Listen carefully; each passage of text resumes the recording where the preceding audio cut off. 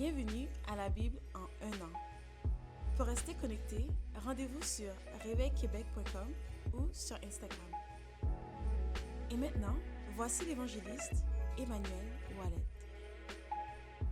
Actes, chapitre 17. Paul et Silas passèrent par Amphipolis et Apollonie, et ils arrivèrent à Thessalonique où les Juifs avaient une synagogue. Paul y entra, selon sa coutume, pendant 3 sabbats, et il discuta avec eux d'après les Écritures, expliquant et établissant que le Christ devait souffrir et ressusciter des morts. Et Jésus, que je vous annonce, disait-il, c'est lui qui est le Christ. Quelques-uns d'entre eux furent persuadés et se joignirent à Paul et à Silas, ainsi qu'une grande multitude de Grecs craignant Dieu, et beaucoup de femmes de qualité. Mais les Juifs, jaloux, prirent avec eux quelques méchants hommes de la populace, provoquèrent des attroupements et répandirent l'agitation dans la ville. Ils se portèrent à la maison de Jason et ils cherchèrent Paul et Silas pour les amener vers le peuple. Ne les ayant pas trouvés, ils traînèrent Jason et quelques frères devant les magistrats de la ville en criant « Ces gens qui ont bouleversé le monde sont aussi venus ici et Jason les a reçus. Ils agissent tous contre les édits de César, disant qu'il y a un autre roi, Jésus. » Par ces paroles, ils émurent la foule et les magistrats qui ne laissèrent aller Jason et les autres qu'après avoir obtenu d'eux une caution. Aussitôt, les frères firent partir de nuit Paul et Silas pour Bérée. Lorsqu'ils furent arrivés, ils entrèrent dans la synagogue des Juifs. Ces Juifs avaient des sentiments plus nobles que ceux de Thessalonique. Ils reçurent la parole avec beaucoup d'empressement, et ils examinaient chaque jour les Écritures pour voir si ce qu'on leur disait était exact. Plusieurs d'entre eux crurent, ainsi que beaucoup de femmes grecques de distinction et beaucoup d'hommes. Mais quand les Juifs de Thessalonique surent que Paul annonçait aussi à Bérée la parole de Dieu, ils vinrent y ajouter la foule. Alors les frères firent aussitôt partir Paul du côté de la mer. Silas et Timothée restèrent à Bérée. Ceux qui accompagnaient Paul le conduisirent jusqu'à Athènes, puis ils s'en retournèrent, chargés de transmettre à Silas et Timothée l'ordre de le rejoindre au plus tôt. Comme Paul les attendait à Athènes, il sentait au-dedans de lui son esprit s'irriter à la vue de cette ville pleine d'idoles. Il s'entretenait donc dans la synagogue avec les Juifs et les hommes craignant Dieu, et sur la place publique chaque jour avec eux qu'il rencontrait. Quelques philosophes épicuriens et stoïciens se mirent à parler avec lui, et les uns disaient « Que veut dire ce discoureur » D'autres, l'entendant annoncer Jésus et la résurrection, disaient « Il semble qu'il annonce des divinités étrangères. » Alors ils le prirent et le menèrent à l'aréopage en disant « Pourrions-nous savoir quelle est cette nouvelle doctrine que tu enseignes? Car tu nous fais entendre des choses étranges. Nous voudrions donc savoir ce que cela peut être. » Or, tous les Athéniens et les étrangers demeurant à Athènes ne passaient leur temps qu'à dire ou à écouter des nouvelles. Paul, debout au milieu de l'aréopage, dit « Hommes athéniens, je vous trouve à tous égards extrêmement religieux. Car en parcourant votre ville et en considérant les objets de votre dévotion, j'ai même découvert un autel avec cette inscription « À un Dieu inconnu. » Ce que vous révérez sans le connaître, c'est ce que je vous annonce. Le Dieu qui a fait le monde et tout ce qui s'y trouve, étant le Seigneur du ciel et de la terre, n'habite point dans les temples faits de mains d'hommes.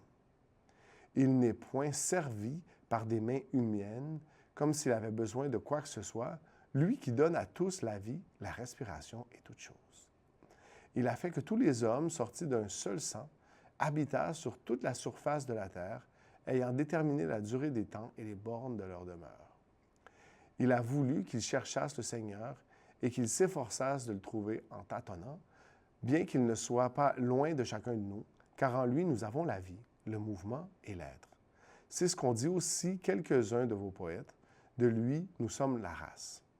Ainsi donc, étant la race de Dieu, nous ne devons pas croire que la divinité soit semblable à de l'or, à de l'argent ou à de la pierre sculptée par l'art et l'industrie de l'homme. Dieu, sans tenir compte des temps d'ignorance, annonce maintenant à tous les hommes, en tout lieu, qu'ils aient à se repentir, parce qu'il a fixé un jour où il jugera le monde selon la justice, par l'homme qu'il a désigné, ce dont il a donné à tous une preuve certaine en les ressuscitant des morts. Lorsqu'ils entendirent parler de résurrection des morts, les uns se moquèrent et les autres dirent Nous t'entendrons là-dessus une autre fois. » Ainsi, Paul se retira du milieu d'eux. Quelques-uns néanmoins s'attachèrent à lui et crurent. Denis, l'aéropagite, une femme nommée Damaris et d'autres avec eux. Exode, chapitre 4. Moïse répondit et dit, « Voici, ils ne me croiront point, ils n'écouteront point ma voix, mais ils diront, « L'Éternel ne t'est point apparu. » L'Éternel lui dit, « Qu'y a-t-il dans ta main? » Il répondit, « Une verge. » L'Éternel dit, « Jette-la par terre. » Il la jeta par terre et elle devint un serpent. Moïse fuyait devant lui. L'Éternel dit à Moïse, « Étends ta main et saisis-le par la queue. » Il étendit la main et le saisit, et le serpent redevint une verge dans sa main. « C'est là, dit l'Éternel, ce que tu feras, afin qu'ils croient que l'Éternel, le Dieu de leur père, t'est apparu, le Dieu d'Abraham, le Dieu d'Isaac et le Dieu de Jacob. » L'Éternel lui dit encore, « Mets ta main dans ton sein. » Il mit sa main dans son sein, puis il la retira, et voici, sa main était couverte de lèpre blanche, comme la neige. L'Éternel dit, « Remets ta main dans ton sein. » Il remit sa main dans son sein, puis il la retira de son sein, et voici, elle était redevenue comme sa chair. « S'ils ne te croient pas, dit l'Éternel, et n'écoutent pas la voix du premier signe, ils croiront à la voix du dernier signe. S'ils ne croient pas même à ces 2 signes, et n'écoutent pas ta voix, tu prendras de l'eau du fleuve, tu la répandras sur la terre, et l'eau que tu as prise du fleuve deviendra du sang sur la terre. » Moïse dit à l'Éternel, « Ah, Seigneur, je ne suis pas un homme qui a la parole facile, et ce n'est ni d'hier, ni d'avant-hier, ni même depuis que tu parles à ton serviteur, car j'ai la bouche et la langue embarrassées. » L'Éternel lui dit, « Qui a fait la bouche de l'homme, et qui rend muet ou sourd, voyant ou aveugle? N'est-ce pas moi, l'Éternel? Va donc, je serai avec ta bouche, et je t'enseignerai ce que tu auras à dire. » Moïse dit, « Ah, Seigneur, voici que tu voudrais envoyer. » Alors la colère de l'Éternel s'enflamma contre Moïse, et il dit, « N'y a-t-il pas ton frère Aaron, le Lévite? Je sais qu'il parlera facilement. Le voici lui-même qui vient au-devant de toi. Et quand il te verra, il se réjouira dans son cœur. Tu lui parleras et tu mettras les paroles dans sa bouche, et moi je serai avec ta bouche et avec sa bouche, et je vous enseignerai ce que vous aurez à faire. Il parlera pour toi au peuple, il te servira de bouche, et tu tiendras pour lui la place de Dieu. Prends dans ta main cette verge avec laquelle tu feras les signes. » Moïse s'en alla, et de retour auprès de Jéthro, son beau-père, il lui dit, « Laisse-moi, je te prie, aller rejoindre mes frères qui sont en Égypte, afin que je voie s'ils sont encore vivants. » Jéthro dit à Moïse, « Va en paix. » L'Éternel dit à Moïse en Madian, « Va, retourne en Égypte, car tous ceux qui en voulaient à ta vie sont morts. » Moïse prit sa femme et ses fils, les fit monter sur des ânes, et retourna dans le pays d'Égypte. Il prit dans sa main la verge de Dieu. L'Éternel dit à Moïse, en partant pour retourner en Égypte, « Vois tous les prodiges que je mets en ta main, tu les feras devant Pharaon, et moi j'endurcirai son cœur, et il ne laissera point aller le peuple. Tu diras à Pharaon, ainsi parle l'Éternel, Israël est mon fils, mon premier-né. Je te dis, laisse aller mon fils pour qu'il me serve. Si tu refuses de le laisser aller, voici, je ferai périr ton fils, ton premier-né. » Pendant le voyage, en un lieu où Moïse passa la nuit, l'Éternel l'attaqua et voulut le faire mourir. Séphora prit une pierre aiguë, coupa le prépuce de son fils et le jeta aux pieds de Moïse en disant, « Tu es pour moi un époux de sang. » Et l'Éternel le laissa. C'est alors qu'elle dit, « Époux de sang, à cause de la circoncision. » L'Éternel dit à Aaron, « Va dans le désert au-devant de Moïse. » Aaron partit. Il rencontra Moïse à la montagne de Dieu, et il le baisa. Moïse fit connaître à Aaron toutes les paroles de l'Éternel qu'il avait envoyées, et tous les signes qu'il lui avait ordonné de faire. Moïse et Aaron poursuivirent leur chemin, et ils assemblèrent tous les anciens des enfants d'Israël. Aaron rapporta toutes les paroles que l'Éternel avait dites à Moïse, et il exécuta les signes aux yeux du peuple. Et le peuple crut. Ils apprirent que l'Éternel avait visité les enfants d'Israël, qu'il avait vu leurs souffrances, et ils s'inclinèrent et se prosternèrent.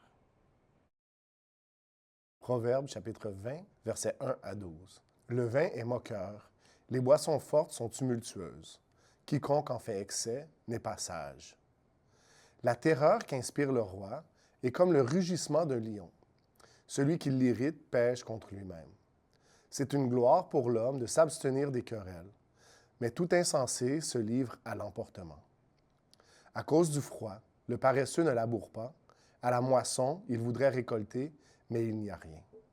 Les desseins dans le cœur de l'homme sont des eaux profondes, mais l'homme intelligent sait y puiser. Beaucoup de gens proclament leur bonté, mais un homme fidèle, qui le trouvera? Le juste marche dans son intégrité, heureux ses enfants après lui. Le roi assis sur le trône de la justice dissipe tout mal par son regard. Qui dira, j'ai purifié mon cœur, je suis net de mon péché? Deux sortes de poids, deux sortes de mesures d'effort sont l'un et l'autre abomination à l'Éternel. L'enfant laisse déjà voir par ses actions si sa conduite sera pure et droite. L'oreille qui entend et l'œil qui voit, c'est l'Éternel qui les a faits, l'un et l'autre. Soyez bénis et passez une très bonne journée. Merci de partager la Bible en un an. Si vous êtes intéressé à participer à la mission de partager l'Évangile à cette génération, visitez réveilquebec.com et cliquez sur « Donner maintenant ». Merci d'avance. Nous espérons vous voir bientôt.